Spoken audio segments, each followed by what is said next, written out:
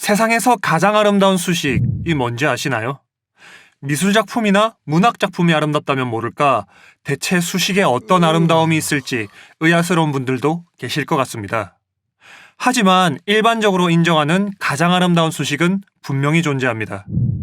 구글 검색창에 The Most Beautification 이라고 치면 나오는 바로 이 식, 오일러 등식이라고도 불리는 이 식이 바로 그 주인공입니다. 많은 사람들이 이 식을 아름답다고 느끼는 이유는 아마 수학에 있어서 매우 중요하고도 기본적인 5가지 숫자인 자연상수 2, 허수 i, 원주율 파이, 그리고 1과 0이 모여서 만든 놀랍도록 간단 명료한 수식이기 때문일 겁니다. 1이라는 수는 우리가 태어나서 가장 처음 배우는 수입니다. 0은 무언가가 없다는 상태를 나타내는 추상적인 수로서 음수와 더불어 수의 개념을 확장하는 첫걸음에 위치하죠. 원주율 파이는 원이라는 도형과 뗄래야 뗄 수 없다는 점에서 기하학적인 의미가 있고, 또한 무리수라는 개념을 처음 접하게 되는 수이기도 합니다. 자연상수 2는 미적분을 배우는 과정에서 도저히 피할 수 없는 수인데요. 그 미적분이라고 하는 것은 자연현상을 설명하는 데 있어 너무나 막강한 도구이기 때문에 그것이 없었다면 현대 문명이 존재할 수 없을 정도입니다. 허수 i는 2번 곱해서 -1이 되는 수로 복소수는 교과과정상에서 배우는 마지막 수체계입니다. 학교에서 그런 사실을 가르치지 않는다는 것이 유감이긴 하지만 20세기 가장 위대한 과학혁명이자 현대 문명을 폭발시킨 도화선이었던 양자역학은 복소수 체계 위에서 성립하는 학문입니다. 20세기 이후부터 인류는 더 이상 허수 i가 상상 속에만 존재하는 수가 아니라는 사실을 알게 된 것이죠. 이렇게 하나하나마다 인류의 위대한 지적 도약이 담겨 있을 정도로 중요한 그런 숫자들이 단지 플러스와 이꼴만으로 연결되어 이렇게 간단한 수식을 만들어낸다는 것은 생각해보면 정말이지 기가 막힌 일이 아닐 수 없습니다. 이번 영상에서는 이 가장 아름다운 수식, 오일러 등식을 진지하게 이해해보려 합니다. 저는 영상을 문과용과 이과용 2가지 버전으로 나누었는데요. 쉽게 말해서 미분 개념을 이용한 설명이 이과용이고 미분 없는 설명이 문과용입니다. 그리고 이번 영상은 문과용입니다. 문과에서도 고1 공통수학에서는 복소수를 배우게 되는데요. 그 정도 수준에서 이해할 수 있도록 영상을 만들어 봤습니다. 하지만 그렇다고 무작정 쉽거나 간단한 건 아닌데 그저 한 스텝 한 스텝 차근차근 따라오시면 될 것 같습니다. 아름답다는 건 뭐 주관적인 거니까 그렇다 쳐도 여러분들은 이 식이 이해가 가시나요? 일단 식의 양변에 -1을 더해서 모양을 좀 바꿔보겠습니다. 아마도 이해가 안 가는 가장 큰 이유는 좌변에저 숫자도 아닌 것 같이 생긴 2의 i파이승을 이해할 수가 없기 때문일 겁니다. 2의 2승은 1을 2번 곱한 것, 2의 10승은 1을 10번 곱한 거잖아요. 그런데 2의 i파이승 1을 i파이번 곱했다? 특히나 i라고 하는 저 수는 1, 2, 3 하고 셀 수 있는 숫자도 아니죠. 따라서 이런 식으로라면 2의 i파이승이라는 것은 그 표현 자체가 해석 불능입니다. 즉, 오일러 등식이 어렵고 생소하게 느껴지는 것은 2의 i파이승이라는 표기 자체가 해석 불능이기 때문입니다. 좀 더 엄밀히 말하자면 지수 자리에 허수가 들어간다는 것의 의미를 알 수 없기 때문인 것이죠. 따라서 우리는 이 허수 i라는 것을 다루지 않을 수가 없습니다. 사실은 허수와 복소수를 다루는 것, 특히나 복소수의 곱셈 규칙을 이해하는 것이 오일러 등식 정복의 비밀 열쇠입니다. 그래서 우리는 서론이 좀 길어지더라도 이 복소수에 대한 학습을 생략할 수가 없습니다. 아주 기본에서부터 차근차근 가보도록 하겠습니다. 앞서 언급한 대로 i라는 수는 2번 곱해서 -1이 되는 숫자입니다. 그리고 i, 2i, 3i 같은 i의 배수들을 통틀어 허수라고 부르죠. 그리고 실수와 허수의 합으로 나타내어진 예를 들어 3 플러스 4i와 같은 수를 복소수라고 부릅니다. 실수 부분과 허수 부분의 2가지의 복합적인 요소로 이루어져 있기 때문에 복소수라고 부르는 것이죠. 이러한 복소수는 복소 평면상에 나타낼 수 있습니다. 이 복소 평면상에서 3 플러스 4i라는 수의 x축 좌표는 실수 부분으로 y축 좌표는 허수 부분으로 정해져서 이렇게 하나의 복소수가 복소 평면상의 한 점으로 나타내어집니다. 편의상 이 3 플러스 4i라는 숫자를 a라고 부를 텐데요. 우리는 a를 2번, 3번 반복해서 곱하면서 복소수의 곱셈 규칙을 찾아보려 합니다. 일단 a의 제곱부터 계산해보죠. 복소수의 곱셈이라는 이름만 거창할 뿐이지 그저 i제곱 이꼴 마이너스 1이라는 점만 유의하면서 계산해주면 그냥 일반적인 곱셈과 다를 것이 아무것도 없습니다. a의 제곱은 그 값이 마이너스 7 플러스 24i이군요. a제곱이라는 이 수 역시 이렇게 복소평면상의 한 점으로 나타낼 수 있습니다. 우리가 먼저 살펴볼 것은 이 복소수들의 크기입니다. 복소수의 크기라는 것은 그저 그 수가 원점에서부터 얼마나 떨어져 있느냐를 뜻합니다. 피타고라스의 정리를 생각해보면 a는 원점으로부터 5만큼 떨어져 있고 a제곱은 25, 즉 5의 제곱만큼 떨어져 있습니다. a를 제곱하니까 크기도 제곱이 되네요. a와 a제곱이 x축과 이루고 있는 각도에서도 어떤 특이한 점을 발견할 수 있는데요. x축으로부터 잰 저 각도를 일컬어 편각이라고 부르는데 놀랍게도 a의 편각은 약 53도, a제곱의 편각은 약 106도로 그 크기가 정확히 2배만큼 차이 납니다. 복소수 a를 제곱했더니 크기는 제곱이 되고 각도는 2배가 되었네요. 놀랍게도 이는 a를 3제곱, 4제곱, 5제곱, 어떠한 자연수 n을 대입해도 일반적으로 성립하는 규칙입니다. a제곱에 대해서만 살펴보고 이런 결론을 내리자니 상당히 찝찝하게 느끼실지도 모르겠습니다. 그러니 확인 차원에서 a를 몇 번 더 곱해보겠습니다. 복잡한 계산은 생략하고 a의 세제곱은 이렇게 계산되고 복소평면상에 이렇게 표시되는데요. 이는 원점으로부터의 거리가 5의 세제곱이고 편각은 원래 각도의 3배입니다. 4제곱은 크기가 5의 4제곱, 각도는 4배가 되었고요. a의 5제곱은 크기 5의 5승, 각도 5배. a의 6승은 크기 6제곱에 각도 6배. 이제는 이것이 일반적인 규칙이라는 게 눈으로도 보이시지 않나요? 간단하게 하나만 더 확인해 보겠습니다. 그럼 크기가 1인 복소수, 그러니까 원점에서 1만큼 떨어져 있는 곳에 있는 모든 복소수들은 크기가 1이고 1은 아무리 곱해줘도 1이니까 몇 번을 곱해줘도 계속 그 반지름 1인 원 위에 있겠네요. 가장 간단하게 i라는 수를 살펴보겠습니다. i의 제곱은 마이너스 1이죠. 그것의 크기는 역시 원점에서부터 1만큼 떨어진 위치에 있고 각도는 i가 이루는 평각인 90도의 2배인 180도 위치에 있습니다. i를 세제곱해주면 그 수는 마이너스 i인데 크기는 역시 1, 각도는 90도의 3배가 되어 270도. i의 4제곱은 그 값이 1이고 크기는 역시 1, 각도는 90도 곱하기 4해서 360도. i보다 약간 더 큰 1.1i와 약간 더 작은 0.9i를 거듭 제곱하면 어떻게 될까요? 1보다 큰 수는 곱할수록 더 커지기 때문에 크기가 1.1인 경우에는 곱할수록 원점으로부터 멀어집니다. 1보다 작은 수는 곱할수록 더 작아지기 때문에 크기가 0.9인 복소수는 곱할수록 원점에 더 가까워지죠. 하지만 아까 크기가 5여서 곱할 때마다 5배씩 커지는 경우에 비하면 1보다 약간 크거나 작은 것들은 여러 번 곱해줘도 원래 자리를 크게 벗어나지는 않는군요. 어떤가요? 크기와 각도에 대한 복소수 곱셈 규칙은 굉장히 일관성 있게 성립되죠. 다시 한번 정리해보자면 임의의 복소수를 n제곱하면 크기는 n제곱, 각도는 n배가 된다. 이것이 복소수의 곱셈 규칙입니다. 서론이 좀 길었지만 우리는 가장 이해하기 힘든 지점에 대한 기초 작업을 마쳤습니다. 이제부터는 딱 3가지의 질문을 통해 오일러 등식을 이해해 보도록 하겠습니다.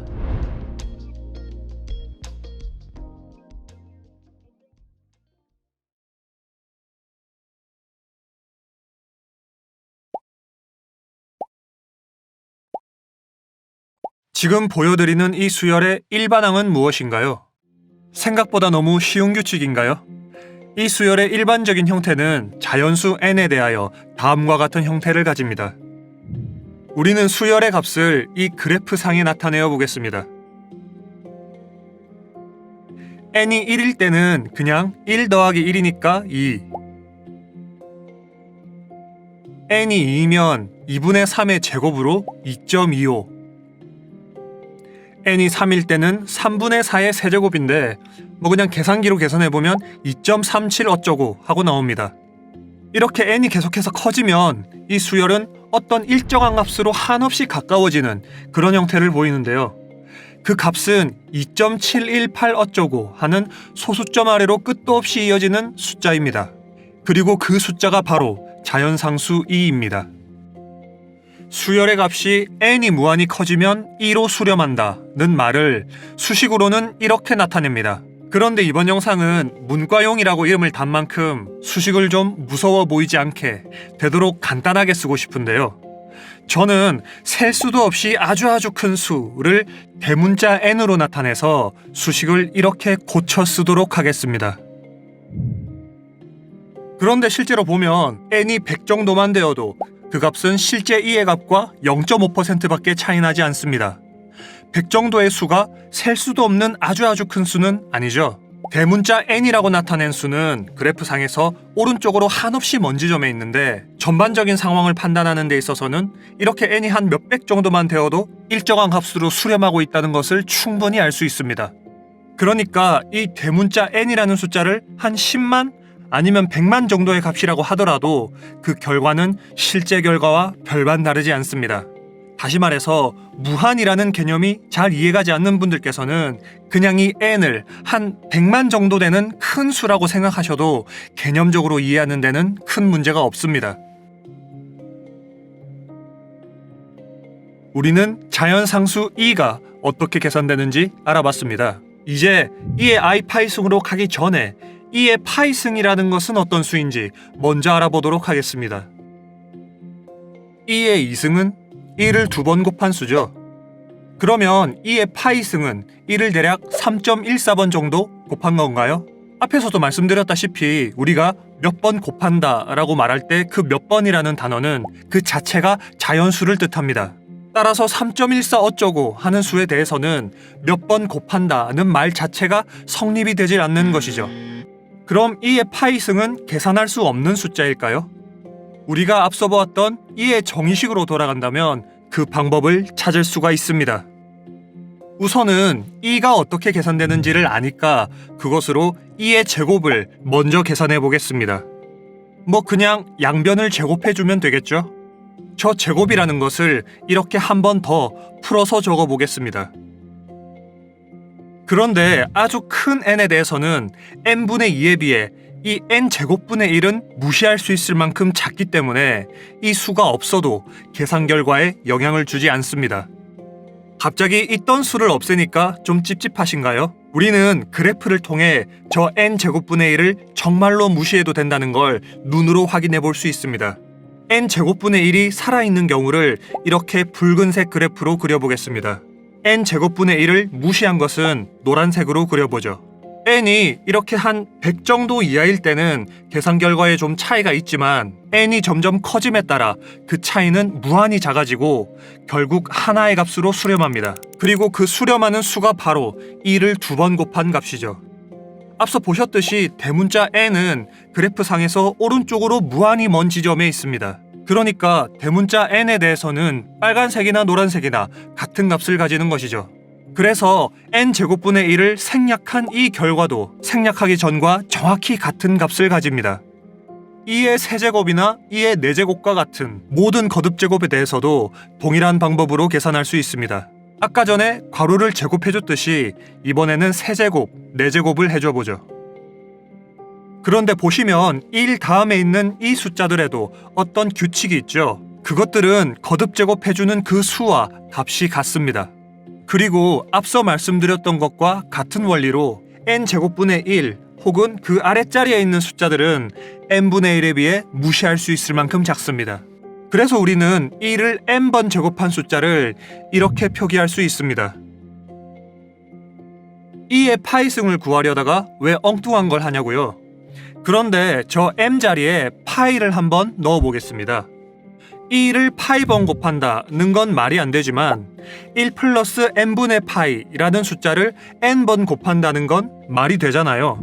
계산기로 2의 파이승을 계산하면 한 23.14 정도의 값이 나오는데 n 이꼴 10만을 넣고 계산한 저 값은 2의 파이승의 값과 0.00005%밖에 차이 나지 않습니다. n이 무한히 커지면 그 차이는 0으로 수렴하죠. 그리고 이런 식으로라면 m자리에 마이너스 1이든 마이너스 파이든 어떤 실수도 못 들어갈 이유가 없습니다. 그것은 단지 괄호 안에 있는 저 숫자들을 n번만큼 곱했다는 뜻이니까요. 그래서 우리는 임의의 실수 x에 대해서 2의 x승의 값을 이렇게 나타낼 수 있습니다.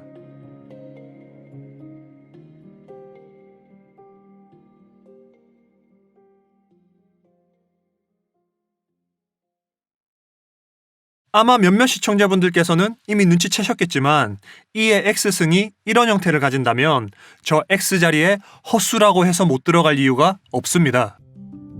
x자리에 헛수 i를 한번 넣어볼까요?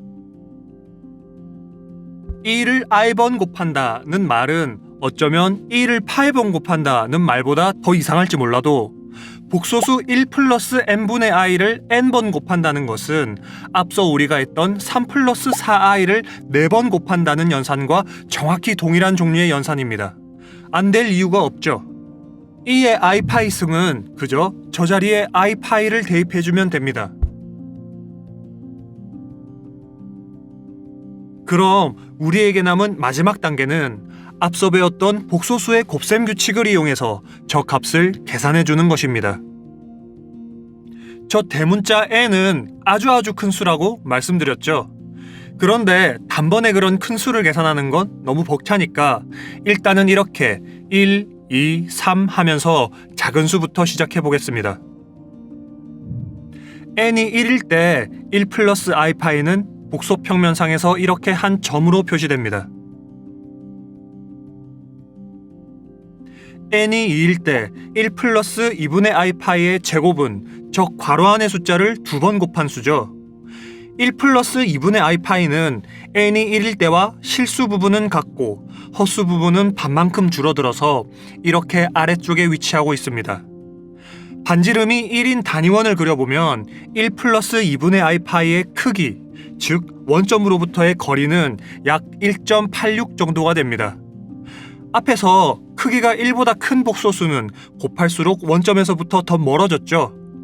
복소수를 제곱하면 크기도 제곱이 되는데 1보다 큰 수는 곱할수록 더 커지니까요. 아마 이 수도 제곱하면 원점으로부터 더 먼 곳에 있을 것 같습니다.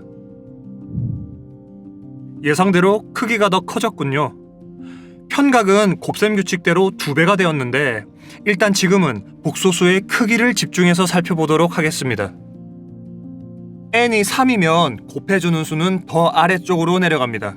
곱해지는 수가 반지름 1인 1에 더 가까워져서 크기도 1에 더 가까워졌죠. 그러니까 2번, 3번 곱해주면 n이 2일 때보다는 원점에서 보다 덜 벗어나게 됩니다. n이 4일 때는 곱해주는 수가 더 내려가고 따라서 거듭 제곱한 수들은 마치 단위원 쪽으로 좀 더 오므라들어 있는 모양이 됩니다. 이제는 n을 좀 팍팍 늘려보도록 하겠습니다. n이 10일 때는 곱해주는 숫자인 1 플러스 10분의 i파이가 훨씬 더 아래쪽으로 내려가 있죠. 그리고 단위원에 훨씬 더 가까이 붙어 있습니다. 복소수의 크기가 점점 더 1에 가까워진다는 뜻이죠. 그리고 이렇게 곱해주는 복소수의 크기가 점점 더 1에 가까워지니까 n제곱하면 크기도 n제곱이 된다는 복소수의 곱셈 규칙에 따라 그것을 10번 곱해줘도 1에서 크게 벗어나지는 않습니다. n이 100일 때는 이렇게,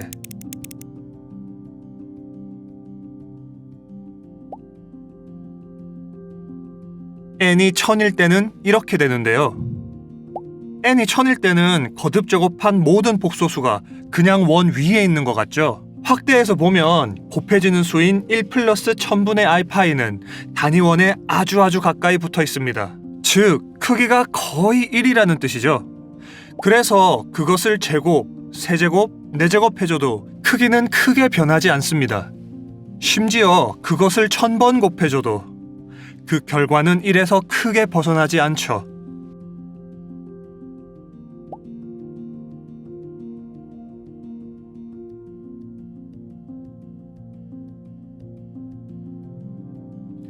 그래서 우리가 대문자 n으로 표시했던 아주 큰 n에 대해서는 이렇게 모든 거듭제곱한 복소수들이 반지름 1인 단위원 위를 따라서 위치하게 됩니다.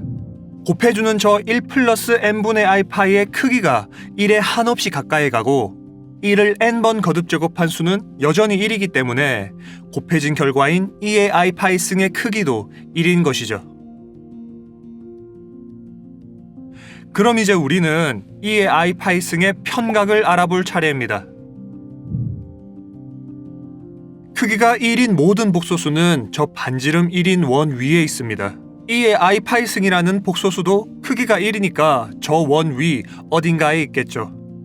우리는 x축과 이루는 각도, 즉 편각을 결정함으로써 2의 i 파이 승의 정확한 값을 결정할 수 있습니다.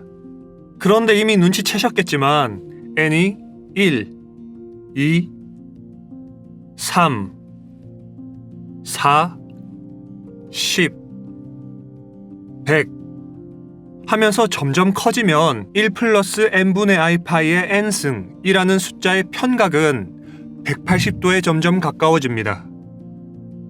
왜 그런 걸까요? 앞서 우리가 크기에 대한 곱셈 규칙을 이용했다면 이제는 각도에 대한 곱셈 규칙을 이용할 차례입니다.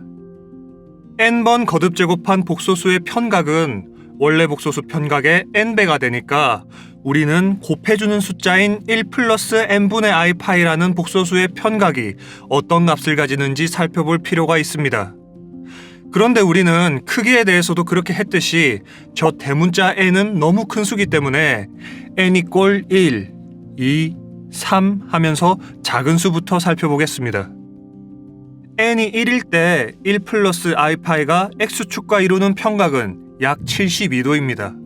여러분 호도법이라는 거 들어보셨을 겁니다. 이 단위원 둘레의 길이는 2파이입니다.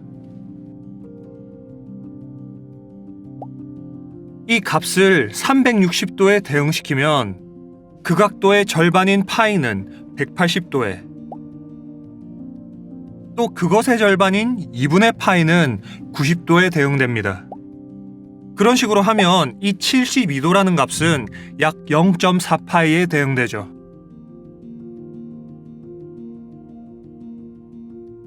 즉, 각도라는 것은 그것에 대응되는 호의 길이로 나타낼 수 있습니다. 지금부터는 이 호의 길이를 각도 대신 사용하도록 하겠습니다. n이 1일 때는 빨간색으로 표시된 실제 편각과 n분의 파이에 해당하는 저 노란색 길이가 2배 이상으로 상당한 차이를 보입니다. n이 5일 때를 한번 볼까요? 이때는 빨간색의 실제 편각과 5분의 파이라는 값이 약 10% 정도 차이가 납니다. n이 10인 경우에는 그 차이가 더 줄어들어서 약 3% 정도밖에 차이가 나지 않죠. n이 100 정도 되면 저 빨간색으로 표시한 실제 편각이 거의 직선처럼 보입니다. 이쯤 되면 실제 편각과 노란색 길이 간의 차이가 0.03%밖에 나지 않죠.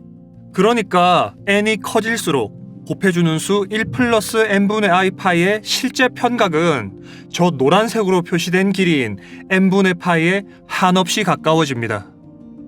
즉, 아주 큰 n에 대해서는 곱해주는 수의 허수 부분인 n분의 파이가 곧 그 복소수의 편각이 되는 것이죠.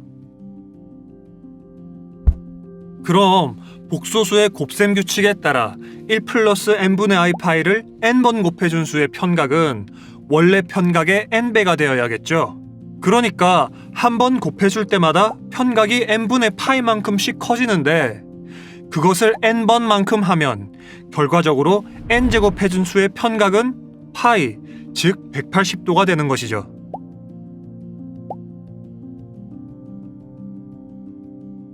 다시 한번 정리하자면 1 플러스 n분의 i 파이가 이루는 평각은 n분의 파이이고 그것을 n배 해주면 그 값은 파이, 즉 180도입니다. 복소수 2의 i 파이승의 편각은 180도인 것입니다. 우리는 다소 개념적이긴 했지만 2의 i 파이승의 크기와 편각을 계산할 수 있었습니다. 2의 i 파이승의 크기는 1이었고 편각은 180도였습니다.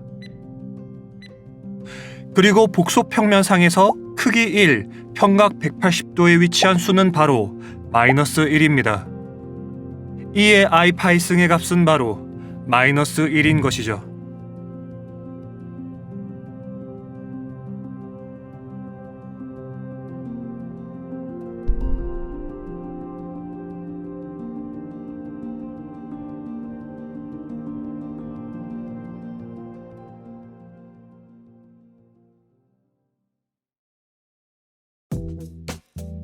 어떠신가요?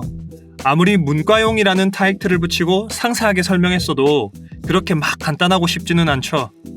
그리고 어쩌면 모든 것을 정확하게 계산하지 않고 다소 개념적으로 설명했기 때문에 뭔가 엄밀하지 않다고 느끼셨을지도 모르겠습니다. 하지만 한정된 시간에 모든 것을 다 설명할 수 없다는 점도 어느 정도는 이해해 주시고 혹시나 관심이 있으신 분들은 제 블로그에 글로 설명해 놓은 포스팅이 있으니까 참조 부탁드립니다. 마지막으로 우리가 오일러 등식을 유도한 것에 대한 좀 더 근본적인 의미를 간략히 언급하고 영상을 마치려 합니다. 앞에서 했던 과정들을 가만히 보면 저 파이라는 각도에 어떤 수를 넣어도 그것은 저 복소수의 편각을 나타낸다는 것을 알 수 있는데요. 그리고 저 수 앞에 2를 곱하면 편각은 그대로고 크기만 2배로 증가합니다. 3을 곱해주면 역시 크기만 변하죠. 그래서 이런 점을 생각해보면 복소평면상의 임의의 복소수 g는 이렇게 나타낼 수 있는데요.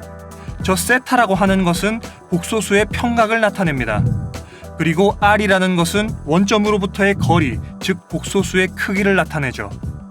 그러니까 우리는 이번 영상에서 지수 자리에 허수가 들어간다는 것의 기하학적 의미를 배운 것입니다. 다시 말해서 우리는 이번 영상을 통해 복소평면상의 임의의 복소수를 극좌표를 통해 나타내는 방법을 찾은 것이죠. 복소수의 크기와 각도를 이용한 이러한 표기 방법은 여러 가지 문제를 너무나 간단하게 만들어주기 때문에 자연과학이나 여러 공학 분야를 막론하고 굉장히 보편적으로 쓰이는 표기 방법입니다.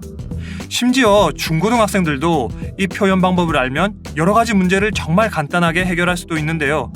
앞으로 이 채널에서는 그런 종류의 영상도 기획 중이니까 계속해서 많은 관심 부탁드리겠습니다. 감사합니다.